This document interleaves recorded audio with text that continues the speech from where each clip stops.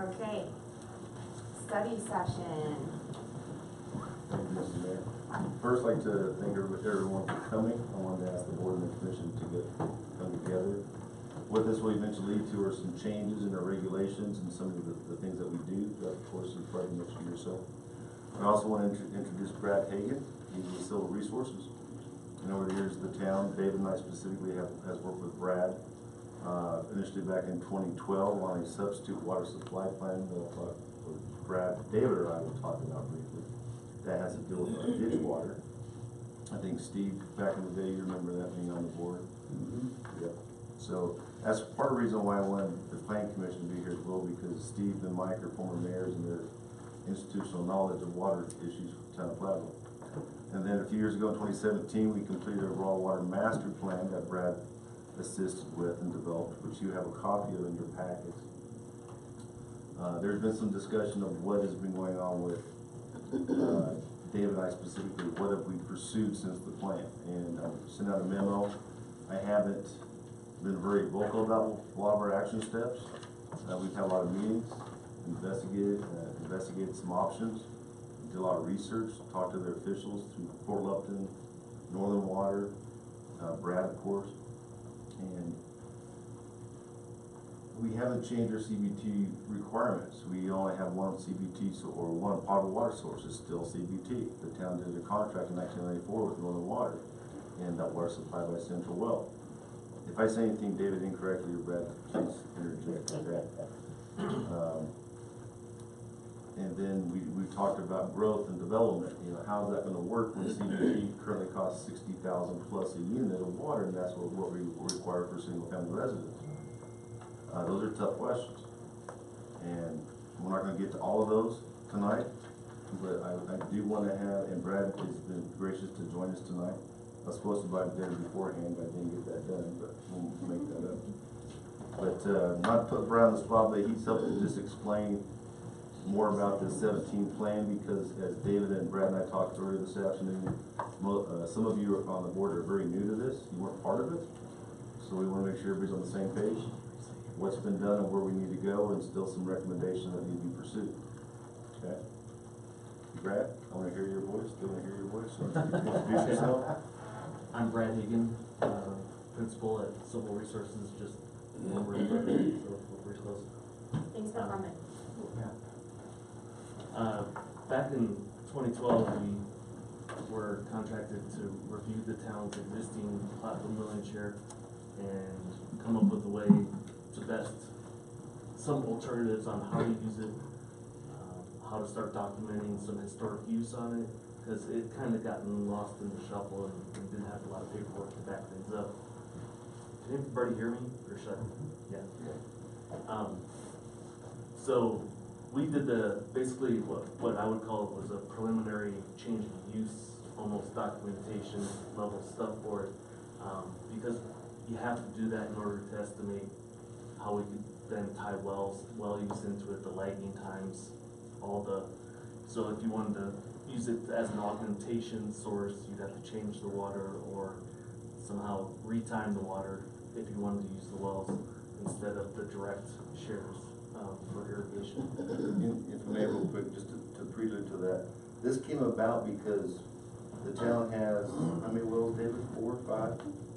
We've got 4 WAS wells and a GMS. GMS. So we have a GMS well, and it's a groundwater management system, and then the water augmentation system. That's what that stands for. The GMS well, we've always run that since I've been here the last 16 years. That's solely for the irrigation of the park. Ball fields. And if that water was ever shut down, we would not be able to irrigate the ball fields. There's no other water source connected to that system. The WAS wells, which is primarily the Lincoln River Lagoon and the Sewer Lagoon, not Coronado, not Rogers. There's a well at Rogers Farm that was initially used by Jim Plum, but there's no water connected to that well anymore. There's no quota. And it's not in an augmentation. It's not an augmentation, so it gets really complicated. So we were thinking back in 2012, how can we basically get more water, one purpose of doing this plan, to our wells? So that's what Brad was working on, and that was one of the recommendations. But as you will find out, you can do anything with money, and it costs a lot of money to build a water court, so I just wanted to throw that out there, man. So yeah, the GMS and the WAS, those are our central Colorado Water Conservancy District management plans. So the town pays a fee every year for them to augment those wells. So it's really totally separate from your Platteville shares. It's a right, it's not even really a right that you own. You have an agreement with Central to do that augmentation for a certain amount per year.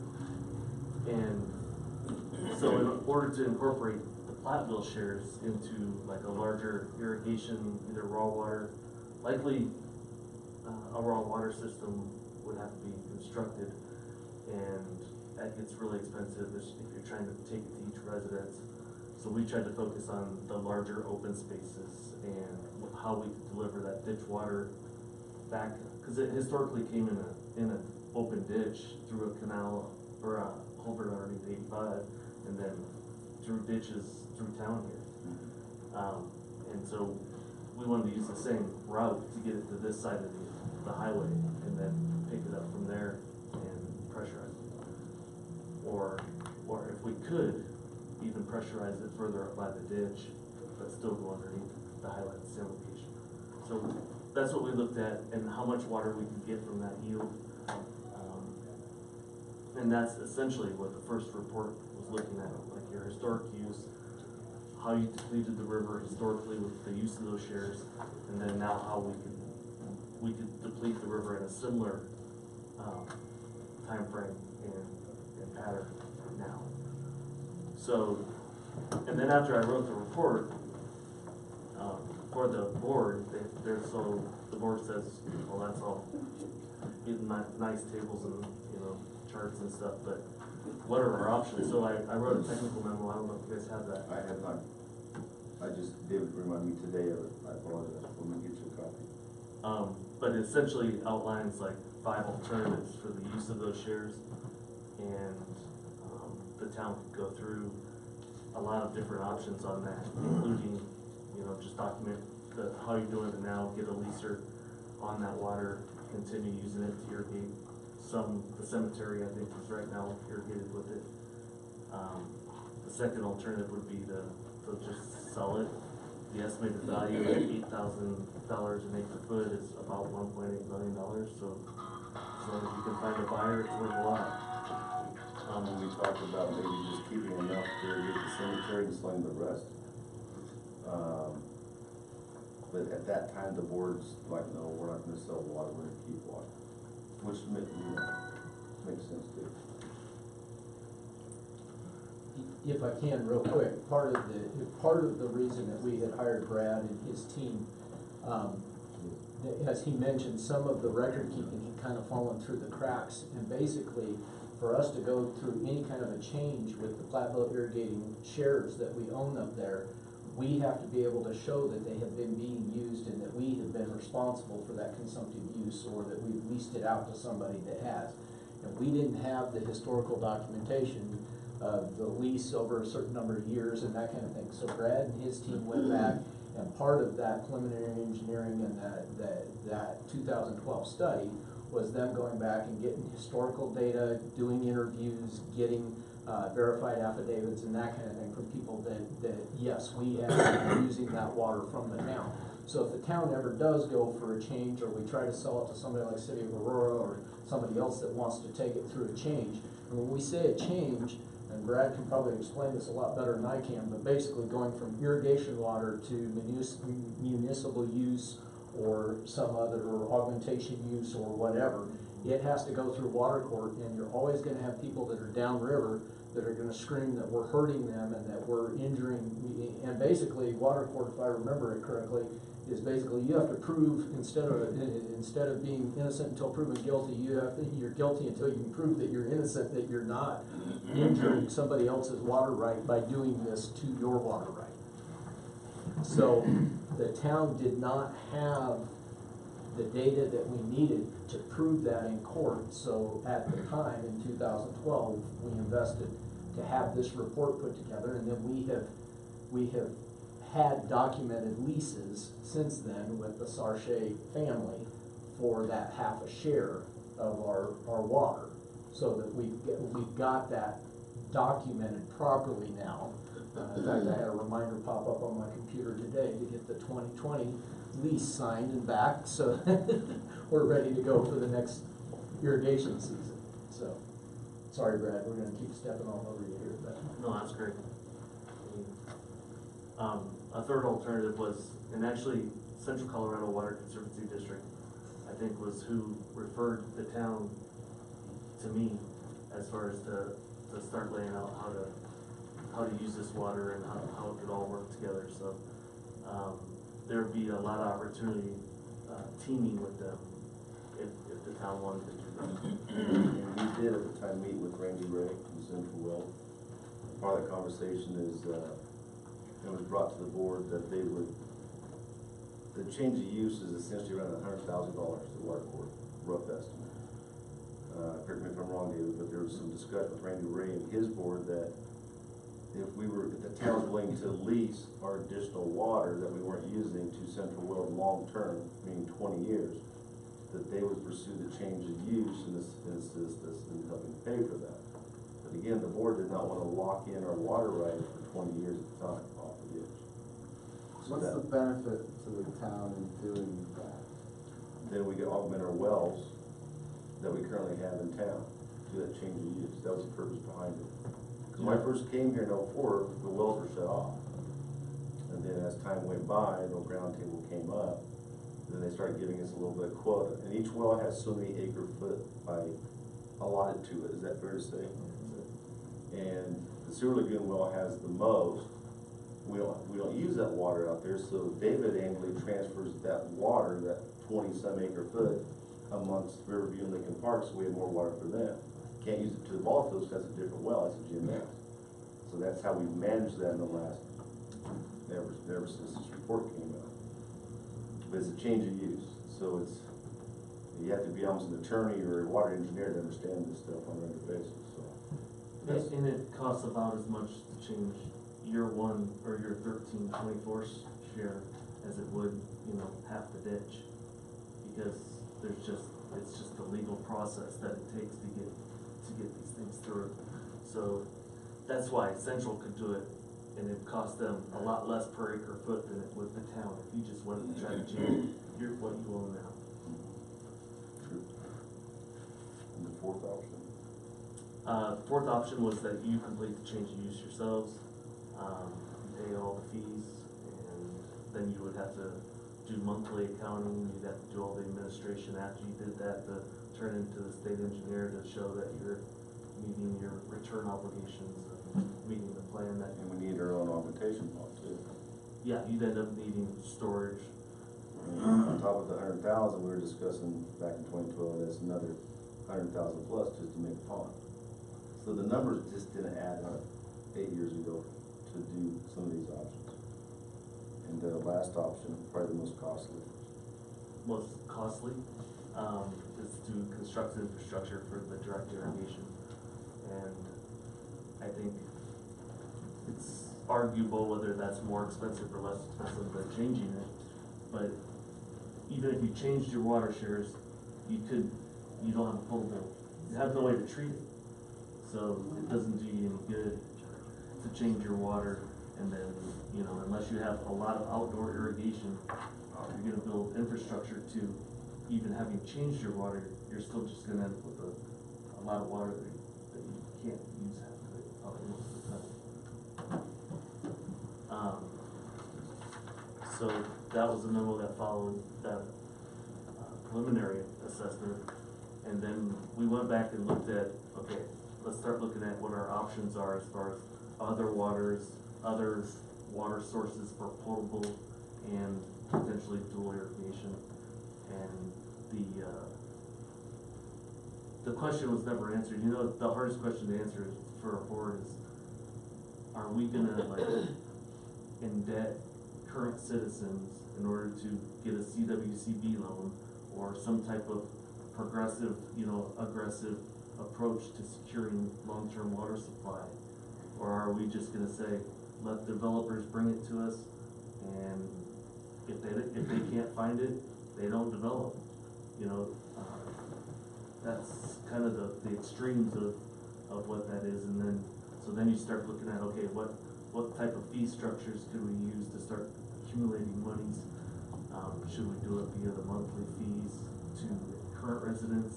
Should we increase the impact fees for people bringing development in?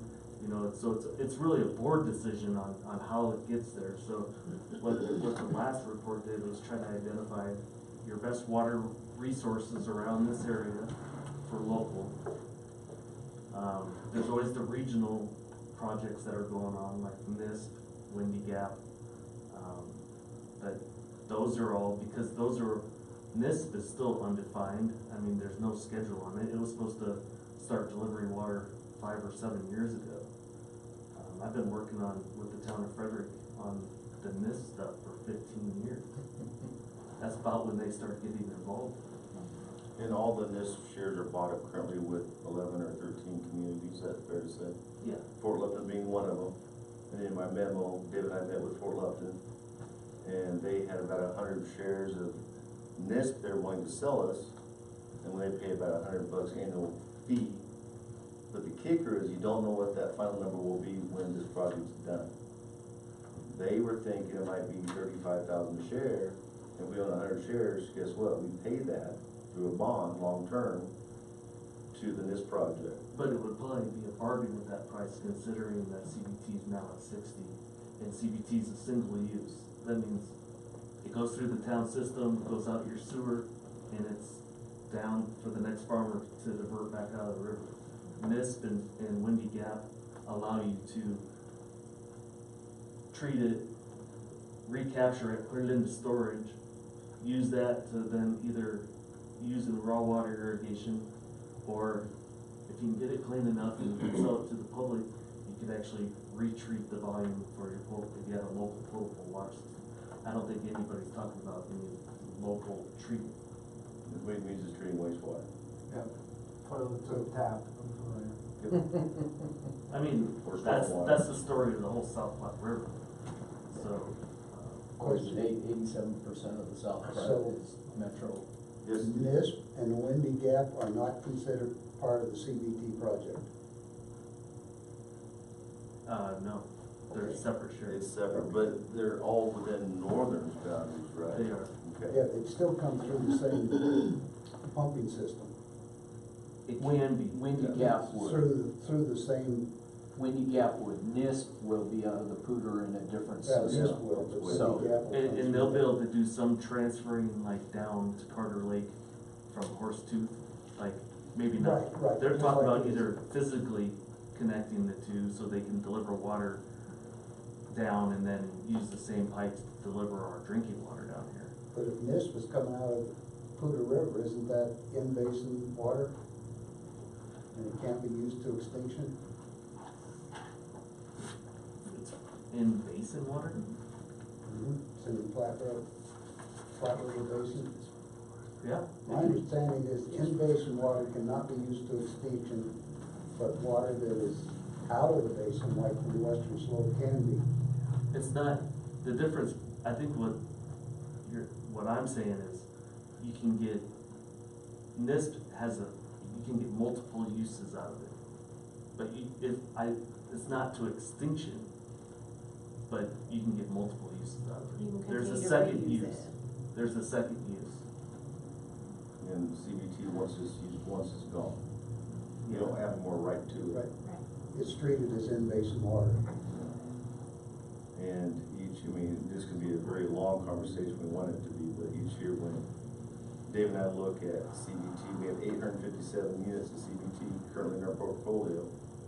And then annually, David gets a letter from Northern or Central saying, you need this much CBT dedicated to be treated for your use, based upon last year's estimate roughly, Plus 10%. plus 10%, because that's the shrinkage, that's their fee, 10%, because we don't get that 10% back.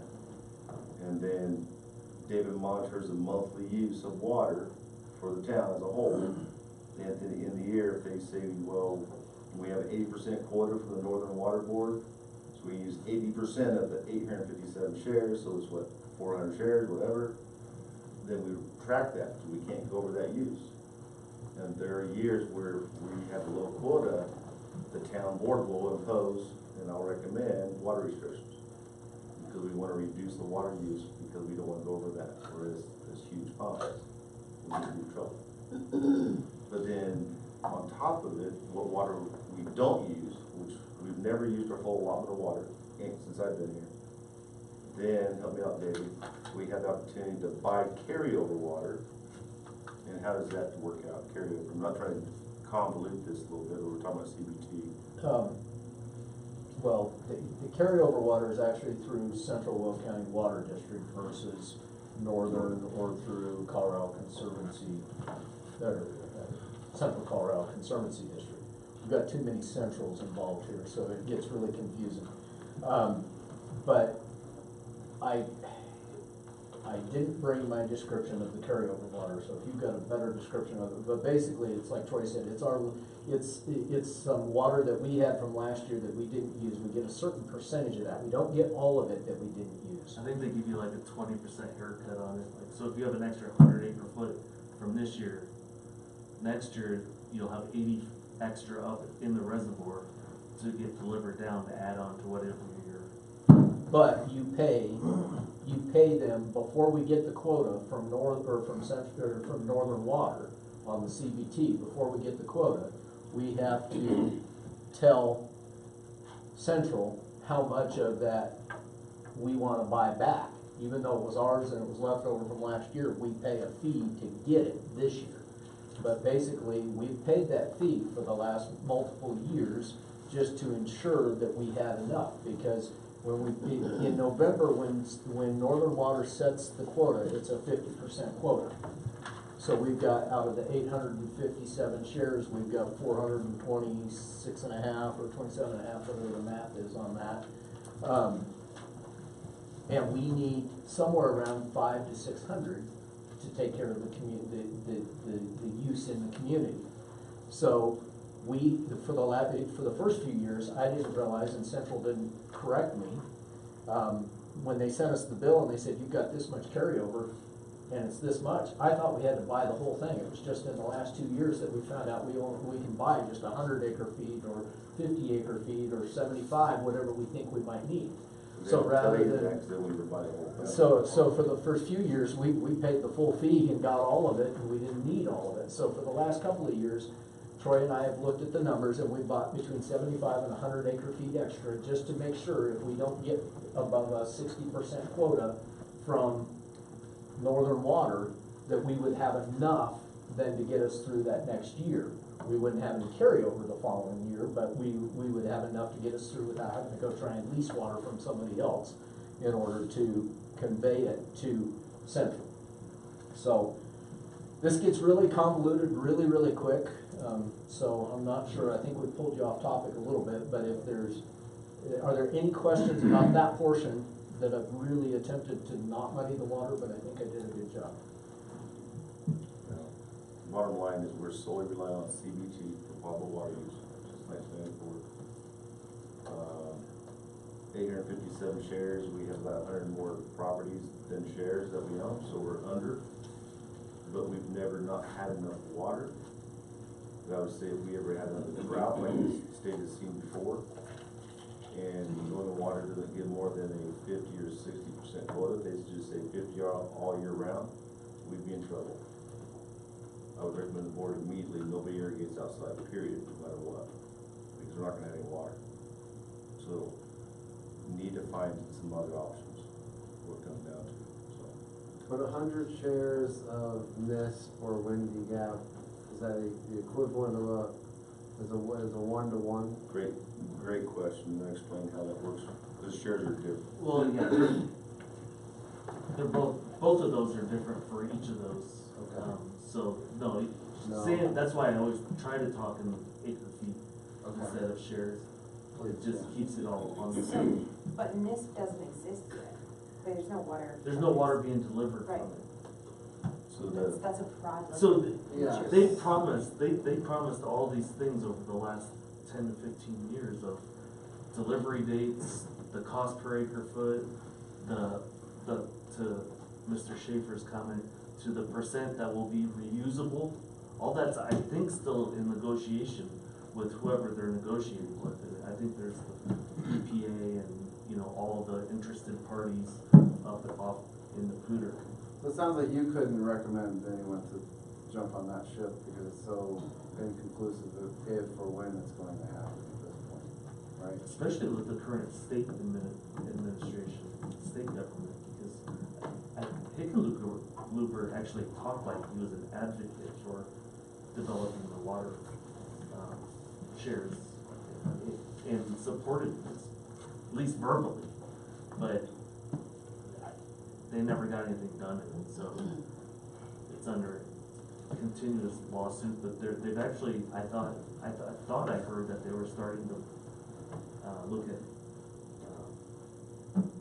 putting out some bids for some work on glades. So they have, it relies on two huge reservoirs, one downstream of Fort Collins and one upstream of Fort Collins to make the plan work.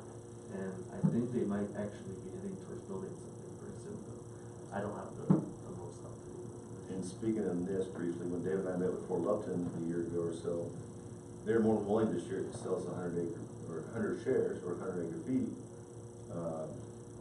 So I believe NISP and CBT are both 1-to-1, 1 share, 1 acre foot. Is that fair? Well, CBT's not.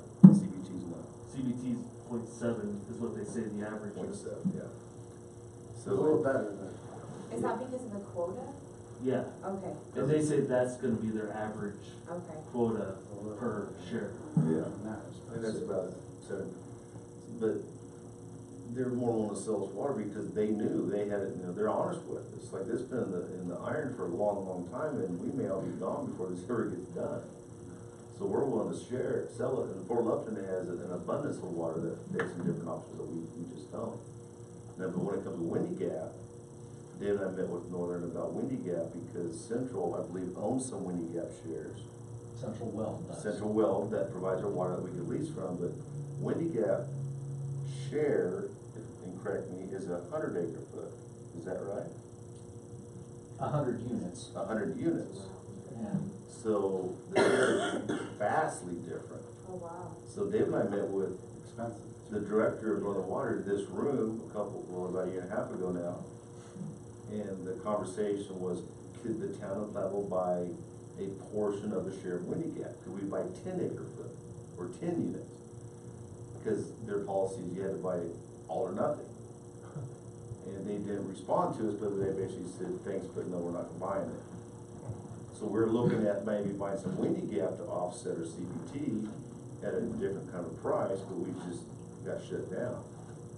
well, and right now, and I didn't bring my Windy Gap notes with me, I wanna say there's only 20 shares with 100 units of water per share in the Windy Gap project. And you have to buy 100 units at a time, so you have to buy a full share or whatever, and that's where this units and acre feet and you know, CBT and Windy Gap, and you know, you can see where it gets convoluted really easy. I wanna say that at the time we met with Northern a few months ago, there was not any Windy Gap units available or shares available at that time. But the last share that had been sold for $1.1 million or $1.2 million is what that Windy Gap water had gone for. But that's 100 acre feet. It's 100 units, it's around 100 acre feet. Close yes. to equivalency. And just, you know, the ditches are the same way. The ditch and the plow irrigation, milling ditch is a shared different volume than another ditch down, the French ditch or the farmer's ditch. So that's why we reach out to Brad, because he knows this a lot better than we do. So, but going back to the plan on some of those, did you want to continue on that, on that conclusion? What were some of the recommendations that? I was just gonna say that essentially we tried to lay out a projection of the town's growth based on your land use mapping. Make an estimate of what the long-term build-up population is, what that water demand is, what your supplies could be, and, you know, we recommended, I think whatever you get your water from, your supply from, it's not gonna be all CBT unless you just kinda go to a a sterile or, slowest growth possible scenario. And just say, let them bring it to us and then that would be fine. But if you're gonna do anything else, then you're probably gonna need local water storage in order to recapture and also just to store some of your direct flow to base of irrigation system out of. It could just be a gravel pit. You're having to be down in the bottom, so it's not that much infrastructure to get it pumped back into town. Technology's improving all the time. If you got local water rights, it might be eventually be, the treatment technology may be better or good enough where you could use your storage to put in a couple groundwater wells, pump the groundwater wells, treat that water, and release your pond water back to the river as just an exchange. So you're not physically treating your wastewater. You're just letting the same amount out as what you're pumping out of the ground and delivering it to town. So You could drill a well if you were able to augment the use and give it back in some other way. Exactly. Okay, so you're not totally unlocked, we're not totally unlocked them from drilling the well. No, but you do have to get those plans approved and. Right, okay. And that would be through Central and an aug plan. It doesn't have to Also, be right? through Central. Oh, okay. That could be a separately filed. But we would It has have to to go to water document court. all It has that. to go to and water you have court go to still. water court. So part of the advantage of going to Central is the fact that they already have the staff and personnel that deal with all of the record keeping and all of this type of stuff. Whereas the town would probably, if we had more than one of these wells, would probably have a person or two that is going to have to become an expert in the field in order to deal with that on our own versus using Central. Well, and Central has augmentation stations on almost all these ditches around here. Where they're pulling water when it's Free River. Well, they have storage too, so yeah, they'd be pulling water, filling their storage during Free River, and then releasing it back to the river and allowing all these. What is Free River? I'm sorry. It's when everybody's satisfied. Anybody that wants water, that has a recorded water rate, Okay, that's senior to yours, is satisfied, so then that means gotcha. take what you want. Sure, okay.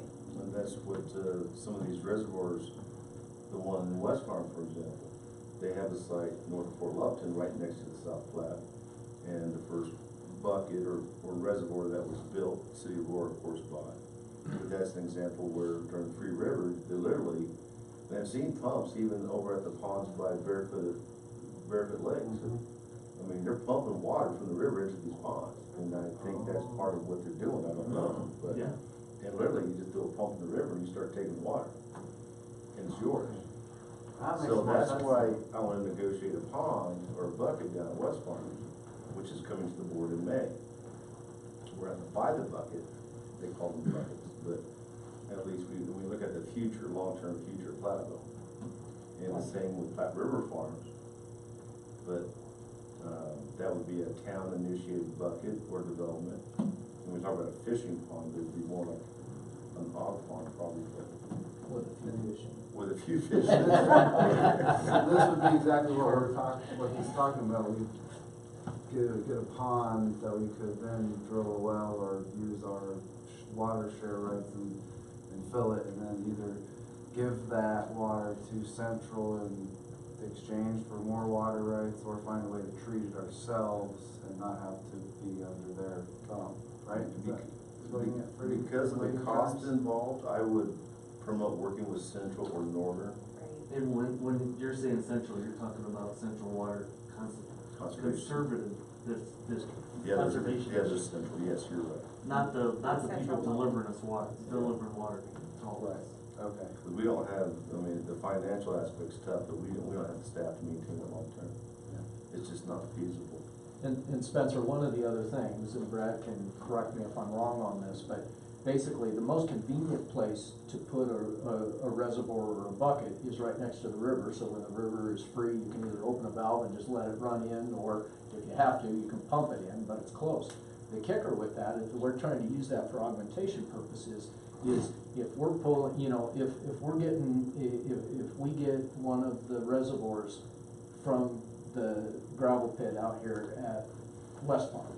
That's all well and good, except that's all down from where we would be pulling it, you know, if we put a well in at Coronado Park, to water Coronado Park or something like that, that's gonna be too far downriver, so we would be dealing with exchanges, and we would have to have water that's upriver that's released that we're then taking out, and then we've gotta, and you gotta have that's lag because- times coming That's back. because you have Fidco and you have the western ditch that are like, both of them divert right in this stretch of the river. Right. So you gotta make sure that those two ditches, they'll be your objectors in your case if you guys don't make the returns back above their head gates. See, and the Platteville Irrigating and Milling Company that we're part of, that irrigation company is an objector in every case that is below the river, or above County Road 14.5 there at Fort Loveland. They just automatically throw, every ditch company has an attorney, and they automatically throw their hat in every water case immediately, and then figure out later if they really have an objection to it or not, and then pull it out if they need to.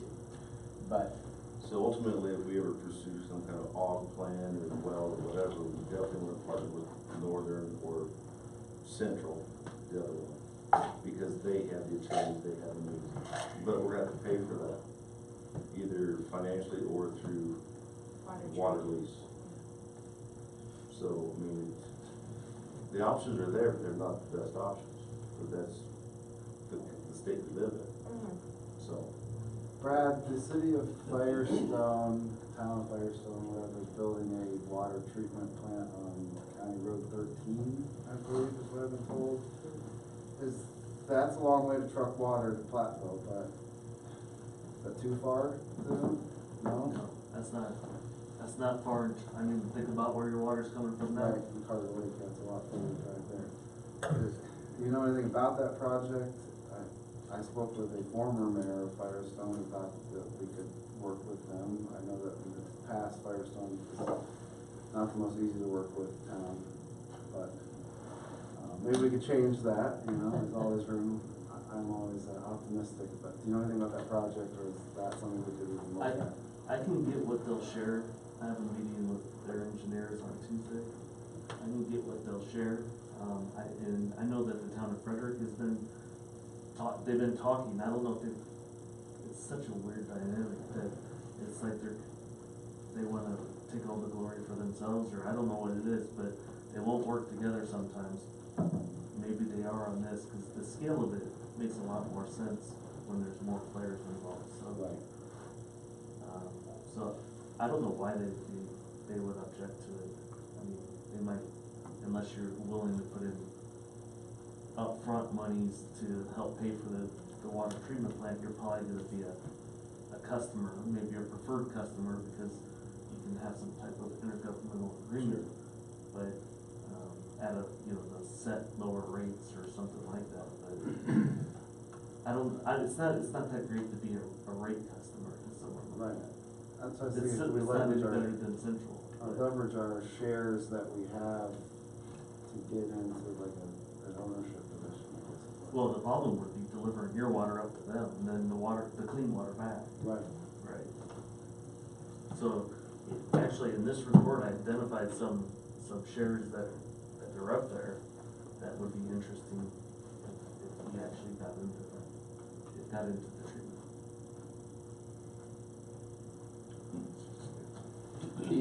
the other aspect to that, Spencer, and to the rest of the board, is right now, we are under contract with Central Well County Water District that we cannot deliver any other.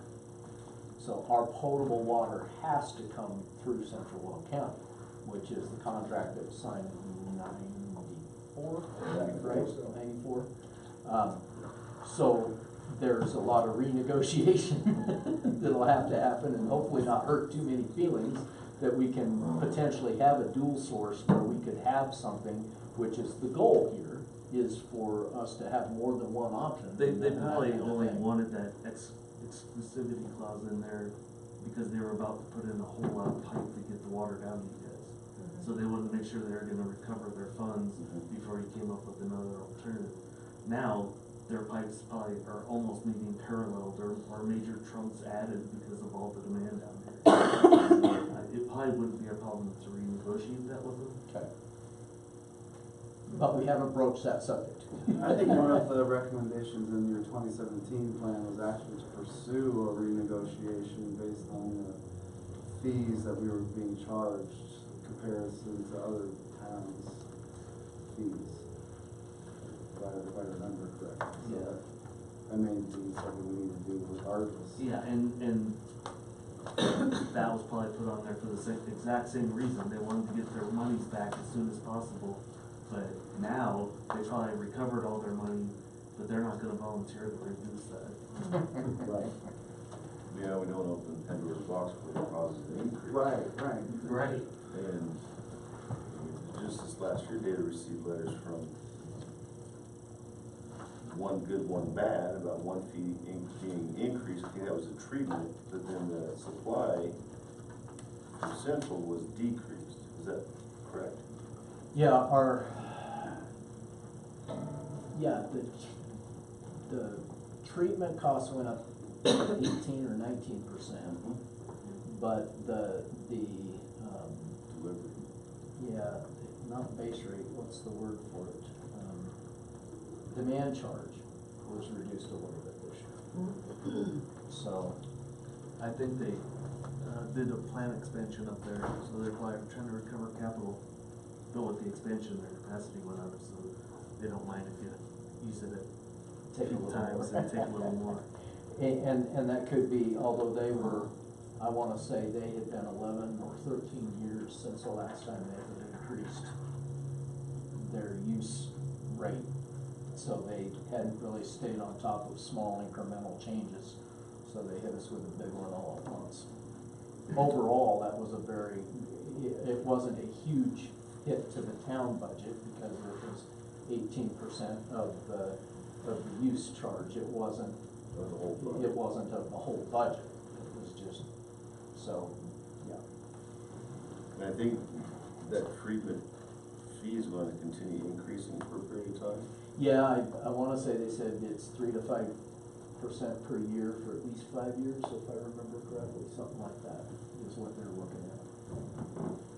So one of the recommendations from the initial plan, I'm gonna ask the board to pursue, and I'll write a DOLA grant if need be, but the rate study, in the back of this plan, there was 3 that Brad gave out to me earlier, but one was a rate study. It's kind of scary to think about a rate study, because we just did one for the wastewater. And look how that turned out, but we need to face reality. We need to see what, you look at what Northern's charging, what they're increasing, what Central's doing, looking at, the economy, what our CBT quota is, what their costs are. And then part of that is, the board has to make some hard decisions on how do we increase our water? Do we just keep buying CBT until we can't afford it anymore?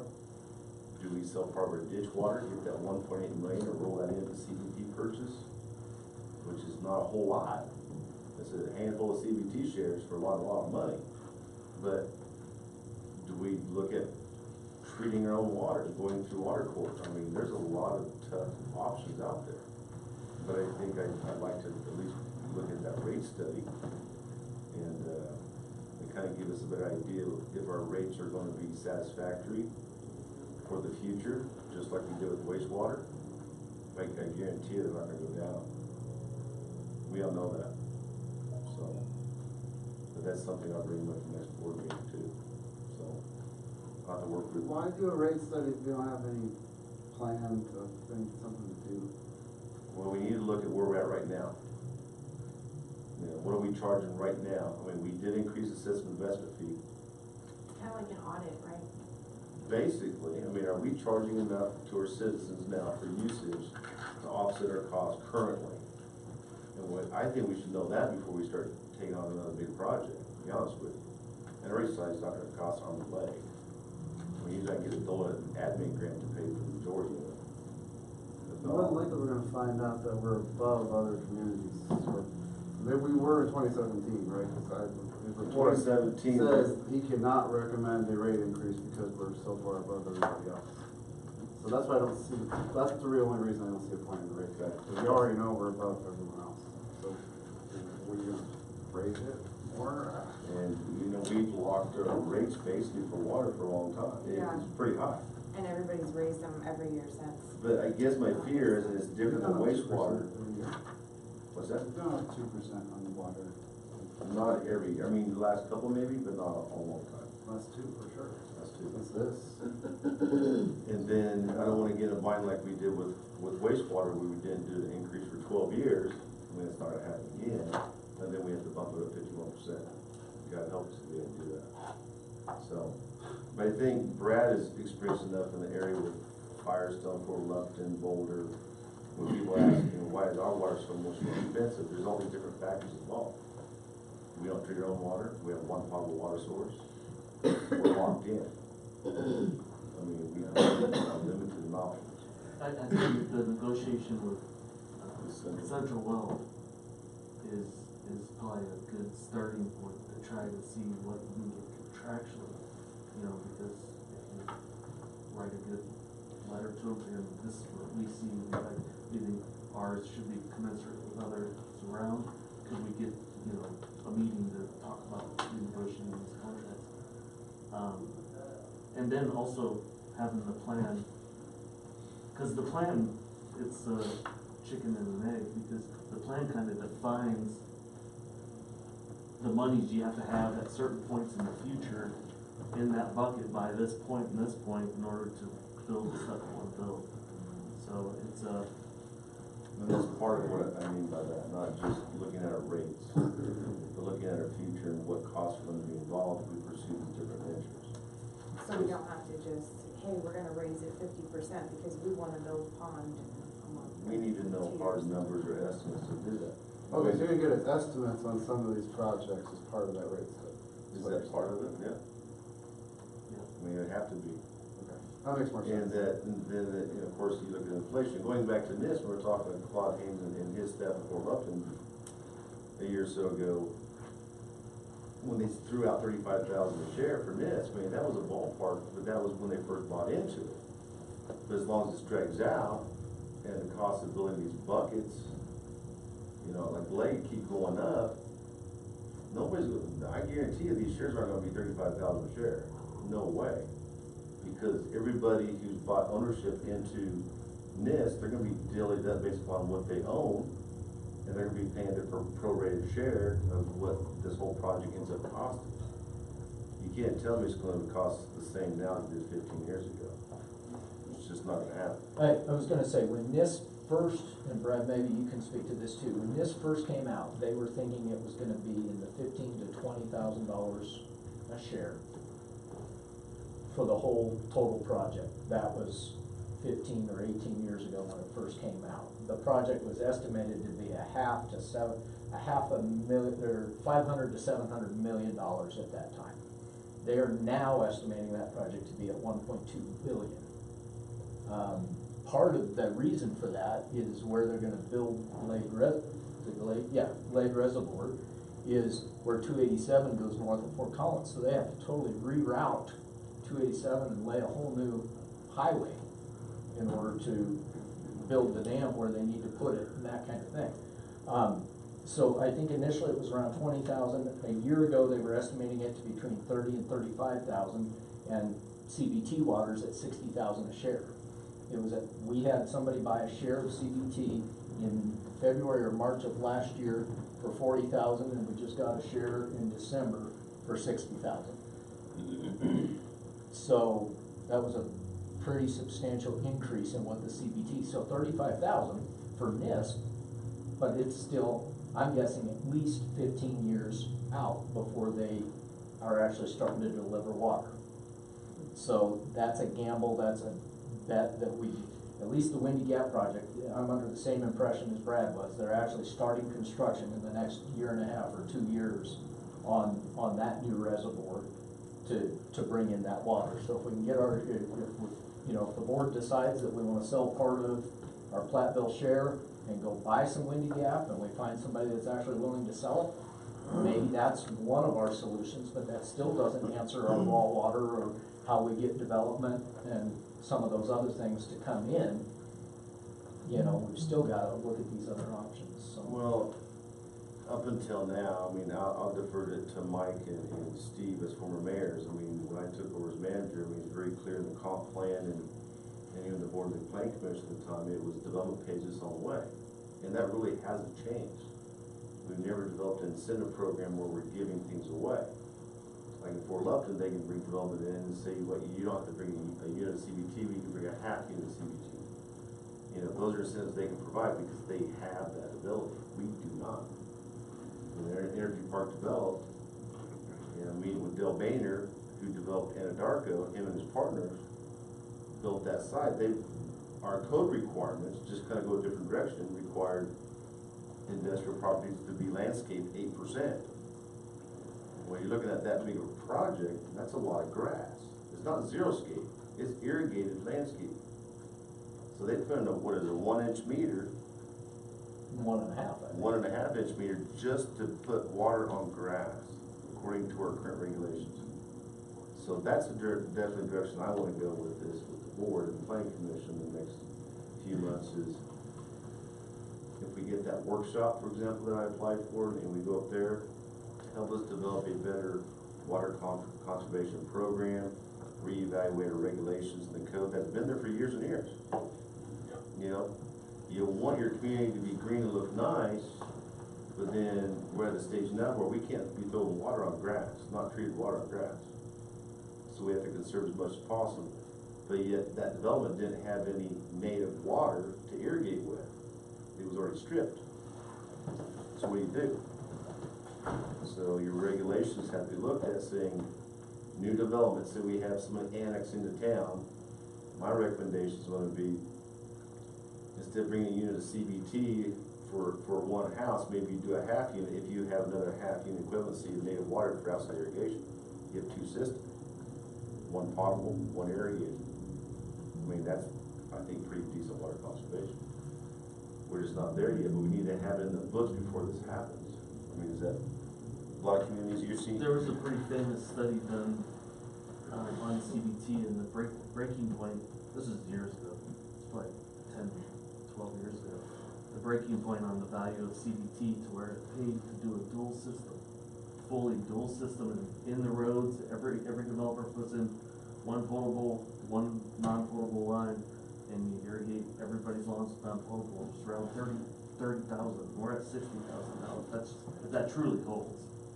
So the developers should be smartened enough to the fact that they're going to save money if they put in a dual system that brings some local water. And if you have an ability to allow them to do that in your code, that might actually encourage people to develop. And those are policy decisions we need to change. Going back to West Farm when it came in back in 2009, 2010, and David Jensen was that developer or that owner, that was set up with the dual system. He has a lot of native water out there. He has those marshes where the ducks are, next to the river.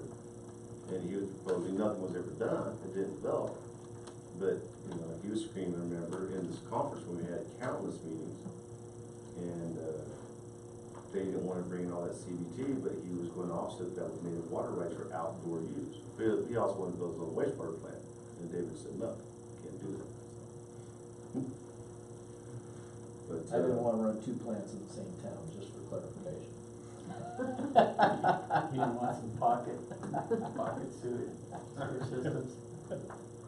But, like I said, we have 857 shares since I've been here. I think my first or second year, we bought 22 shares of CBT at about $6,900 a share. That seems like forever ago. It's hard to believe that's in the last 12 years. And I think Mr. Plum probably brought in the most shares this town ever saw when he developed Old Homestead and Rogers Farm. And that deal back in 2000 with the town and Mr. Plum, neither here or there, but Rogers Farm is 175 units.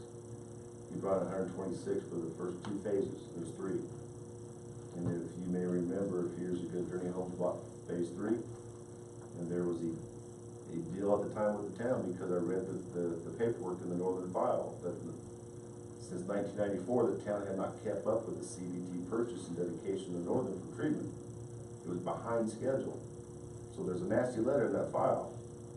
So basically what happened, from my understanding, and I think Mike, you were on the board at the time, I don't remember, it was in 2000, 2001, not to point you out, but We're gonna throw you under the bus anyway. Which development is this? Rogers Rogers Farm. Farm. This I is the was gone by phase, then. the phase 3. No, you were there. I was on the board. You were on the board, yes. Oh, I thought it was On Rogers when I was Farm. the mayor. I'm No, sorry. no, no, no. But That was a fun essentially, meeting.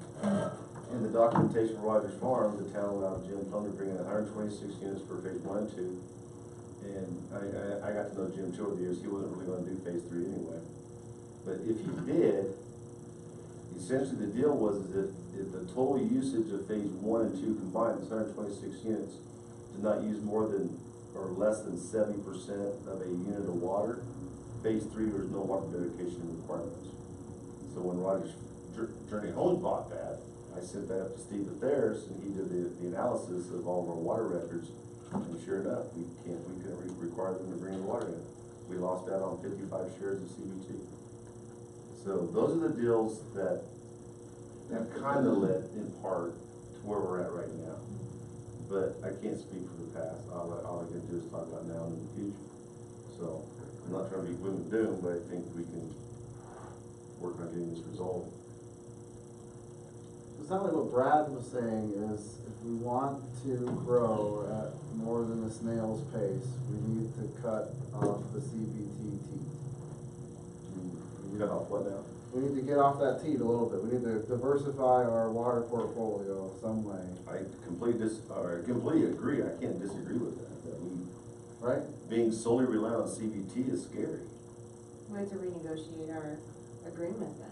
Well, to reduce our rates and to allow us to bring in other water source. I'm not sure how that's gonna go. I probably want Brad hired to go with me on that. So is that where we're gonna start then? I mean, are we sitting here tonight to come up with an action plan on, That's, I want your where are we feedback. gonna start? And based on what you guys were saying, that's the starting point, is to renegotiate the contract with them, right? So we need to start working on that. That's step one, and then do the study, rate study. I'm not sure about, let me talk about a little bit more about what that will actually produce. So I'm gonna bring these recommendations to the board at the next meeting on the 17th for action. And, working with somebody, maybe not Brad probably, but somebody, and finding a good, land use plan regulation policy for water conservation, because we need to change our land use regulations. So when a development comes in, which it will eventually, and they go to the planning commission for zoning and annexation and to the board, we wanna have a development agreement that's practical. We can send you what we did for Frederick on the water conservation plan that CWCD paid for. Well, good, maybe we pay for it. They probably will. Okay. But yeah, you're right, that's one of the first steps, is that contract needs to be rediscussed. Land use regulations need to be looked at and revised this year before anything else happens. And then there's some other stuff in here, we don't have time to go through every little detail, but I think we're pursuing some things, just not as far as we probably could have been. That's my fault, but just, Well, we've been doing a lot of projects and other stuff in this community, so. It's not like you ever did. well, CDPG, when they say at this date you shall, then that's been David's and my folks. Nobody has said that about water, but it's a reality, it's coming. And it's not like we've had to turn anybody's water off. But the reality is, we all know, it's gonna get worse with the population growth in Colorado. Well, they're projecting, Weld County to grow up to 700,000 people. And we just went over 200,000 outside of Greeley. Yeah, so. By when? 2050. 2050. So They're gonna get to more. Yes. if new developers come in and if we could change our usage to maybe make it more like xeriscaping and stuff like that, is that what we're looking at trying to do? Yeah, especially with large scale development and residentially, we don't require any kind of landscaping. Okay. But I think, doesn't Frederick and Firestone have some incentive programs by the governments down there where if they put in certain fixtures, they get a discount or a rebate, like toilets and sinks and so on and so forth? Doesn't Home Depot and that have that? Yeah, that can be part of So the plan. they give- Subsidized. it could be, you know, you talk about incentives, that could be more of an incentive-based program that we can maybe provide. It's kind of a catch-22, because you still need people to use water, to pay for water to build an enterprise fund. So we have money to buy all this stuff, but yet you don't wanna overuse water, so we're wasting it. Same with wastewater, it's a catch-22. Speaking to what you just did, I mean, Denver Water, I wanna say 4 or 5 years ago, had to substantially raise their rates because they've done such a good job of promoting the water conservation and promoting the low flow toilets and faucets and all those kinds of things and zero-scaping outside. But they took such a hit in their bottom line, they couldn't afford their O&M budget. And they had to do a substantial increase because they'd done such a good job of promoting the conservation.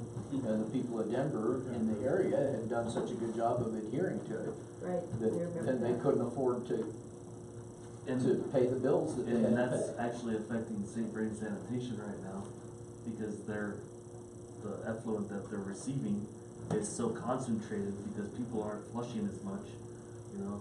If it's yellow, let it mellow type theory. And, so what they're doing an expansion because they're not near their hydraulic load yet, but it's the BOD and some other loadings that they're trying to remove. They're pushing 400, aren't they? I don't know what the level is, but Which is almost twice what a normal wastewater plant is designed for. So their loading, their organic loading, yeah, they're not even at 50%, they're only at like 42% or something like that on their hydraulic loading. But their organic loading, they're over the 80% mark, so they're required by state law to design and build this new facility. And that's that one in Brighton? No, just upstream here. that's the one, St. Vrain. Up by Firestone. The lead engineer at St. Vrain got there 17 or 20 years ago. This is his 3rd upgrade to that plant. And both of the last 2 upgrades were supposed to be 20-year upgrades. So water, the point is water and wastewater mutually impact each other. Even when we were doing the wastewater utility plan with JVA, they looked at what kind of water was being put into that system. And like Brad just said, I mean, are people flushing or in the water coming in like it should be to help that system out, or what was the case? So they had to study that. And right now we're fine. But again, you know, we could get in that boat where we really push a conservation program. Nobody's putting water into our system, then it impacts our wastewater plant. So you have to look at the whole picture here. One thing I want to bring up briefly, and I think we're going to wrap it up for now, unless you have any questions, is we saved the most use of CVT some years ago when the wells, we were allowed to pump our wells again. So when I took over, when I first moved here in '04, we weren't pumping wells. It was after that drought back in 2000, 2001. And Steve, you remember that, you were on the board at the time. But when we started getting more increased quotas, what is it, quoted down maybe 16% or so? 65%. 65%. And like I said, each well has different amounts of water you can use. We turned off our CVT potable connection to the wells for irrigation and turned the wells back on. And you can't imagine how many 100,000 gallons of water we've been saving just from just doing that. So before the meeting, Dave, I was talking about what would it take to dig a well for Coronado Park and get that off our system, at least temporarily. So that's another option we want to look at. I don't know what that's. So as far as digging a well in Coronado Park, did we have an existing well there? We didn't, but if we worked with Central Colorado Conservation District, through it couldn't be through the GMS, the ground management system, but through the WAS system, we probably could add, and that's something that, discussing with Brad this afternoon, he brought that to Troy and my attention, that there is potential for another well in the OG district that we're already a part of. Now, we would have to supply some water to that well, but we've got quite a bit of water at our WAS well out at the lagoon right now that, I mean, right now, we're sitting with about 12 acre-feet of water we didn't use this last summer. That we have until the end of March that we could pump. So we've got some water that we could move to Coronado. And the other thing that Randy Ray had brought up to Troy and I is the old plumb well that was out for Rogers Farm. We ended up pulling the pump out of that a year and a half or 2 years ago because we got a nasty gram from the state that said you either remove the pump or, there was a couple other situations that we had to get, steps we had to go through in order to verify we weren't pumping that well, and the pump wasn't working anyway, so we just pulled the pump and got it out of there. But we talked with Randy Ray, and we could potentially add that one back into the WAS system as well. So those are some options that we. But that well doesn't have any water rights to it. Right, we would have to, there again, we would have We to have assign. a well with no water out there, Rogers Well. Yeah, we would have to assign. Who was well? That's why we never used it. We Okay. plumped it, I believe initially as a construction well. Correct. So we can use it. We can use it, but we don't have any water rights to it. We have to find the water We rights would have to somewhere else. add some of the The WAS lagoon water or water. something to it. But we don't want to delete too much from the sewer lagoon rights because we're using those to backfill Rogers or Lincoln or Park.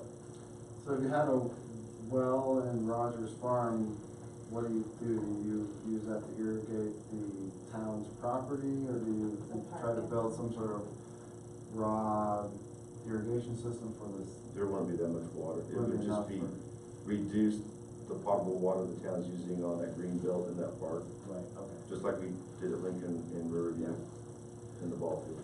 Now, the other side to that is some of what Brad has addressed in both these reports, is if we took some of the, if we were to deal with Central to where we used part of our Platteville milling and irrigating shares, the Platteville ditch shares, and they fed those into one of their augmentation ponds, and we got an X number of credit for that, then that would increase our quotas. So the potential eventually, Spencer, would be if we had the well, I mean, we've got the two wells at the local, at the two central parks right now.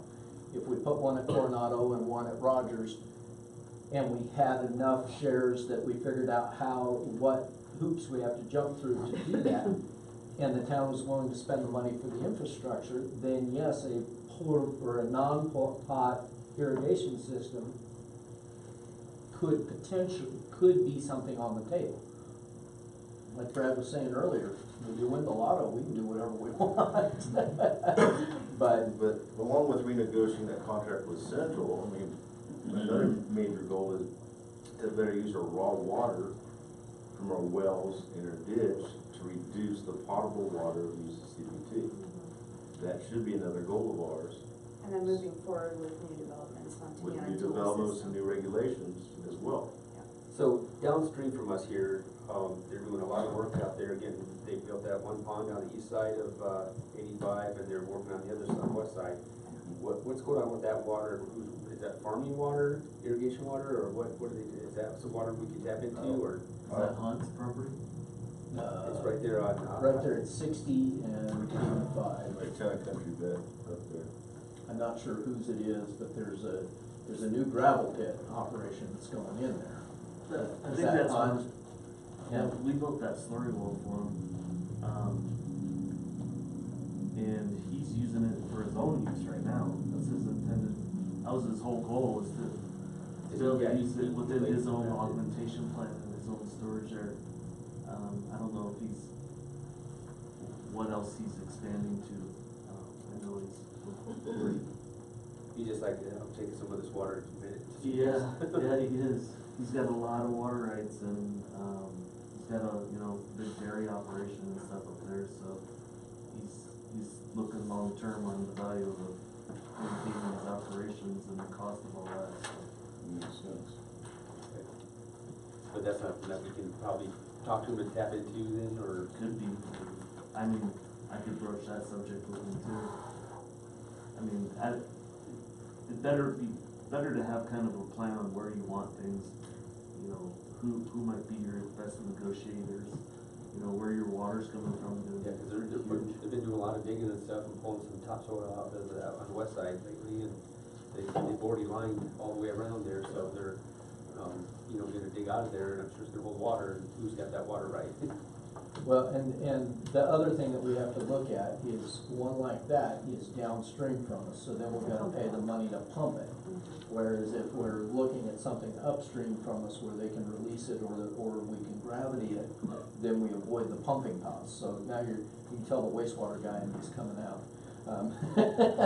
We don't wanna build lift stations. But, you know, we'd rather not if we can, because if it's mechanical, it'll break, it's just a matter of when.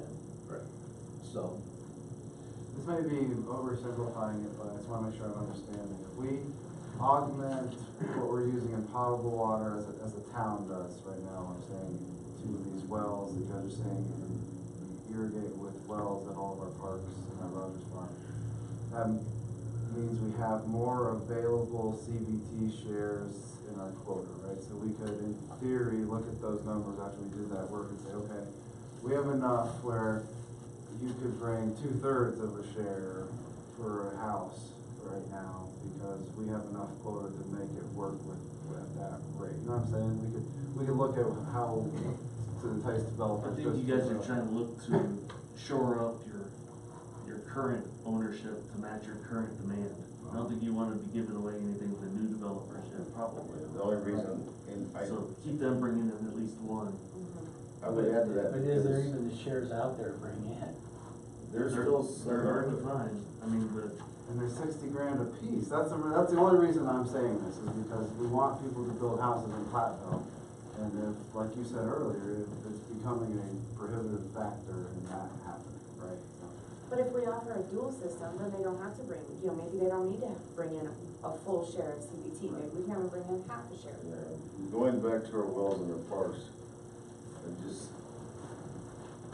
we're on the side of caution because if the state closes down our wells again, then we're going back to potable water, so I don't wanna rely on that long term. That's a benefit when it's happening.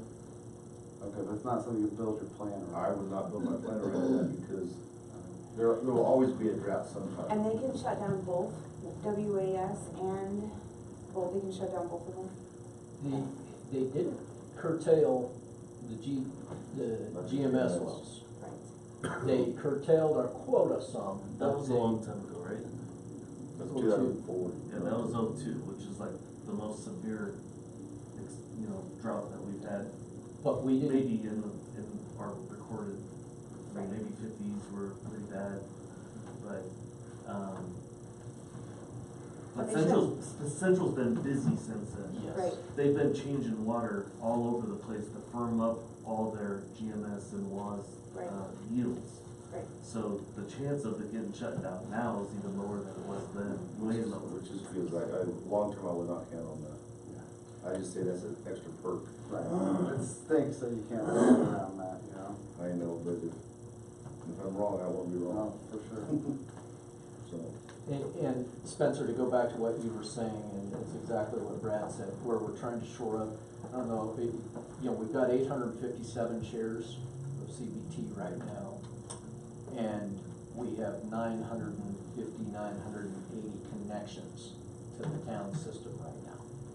So we're 100+ short already. So if we are able to supplement and quit using potable at the other two parks and the green belts at Rogers Farm, then that helps narrow that gap a little bit, but I don't know that it's enough for us to incentivize. But I think if we go with a dual system, if we change the plan like Troy's talking about, we maybe change the requirement to more xeriscape and less landscape for any new commercial and some of those kinds of factors, then we can find a friendly solution. And maybe we're able to go to a half a share, or if it's a multifamily with very little landscaping or something like that, maybe we can even incentivize it to, I don't know if we can go as low as 1/3 of a share or not, depending on the amount of water that's being used in those units and that kind of thing. So, Well, will a study tell us that, whether we can go down to 1/3 of a share, or is there something out there that exists that one house should be one share, or is that a rule of thumb, or? so what's the best way to analyze this basically? There's a lot of studies out there on even what the conservation measures that do to reduce over the last 15 years, they've drop the use per household by 20 to 30% just through the conservation measures. And the biggest conservation measure is increasing your rate so people don't want to use the water. Well, we're there already. I mean, it's the most painful one, but it's the most effective one. Exactly. But on the bright side, going back to what it said about Rogers Farm and Dreamy Homes, I mean, right there showed that of those 126 homes, the average use was less than 70% of the foot. So even though some people overwater their yards, as I think as a whole, looking at, being 100 units short is what we service already, but never going over our use, that says something about Platteville. I mean, What is the rule of thumb? It might have been a 1-to-1 20 years ago, but what do you guys recommend? Is it one house, one share? Is that still? Well, indoor use is usually about half an acre foot per home is what it used to be pretty reliably. That's what a normal sized yard and home would use, about a half an acre foot. 6/10, maybe 7/10 if you've got, half an acre or bigger, bigger lots. But only a quarter of that is indoor use.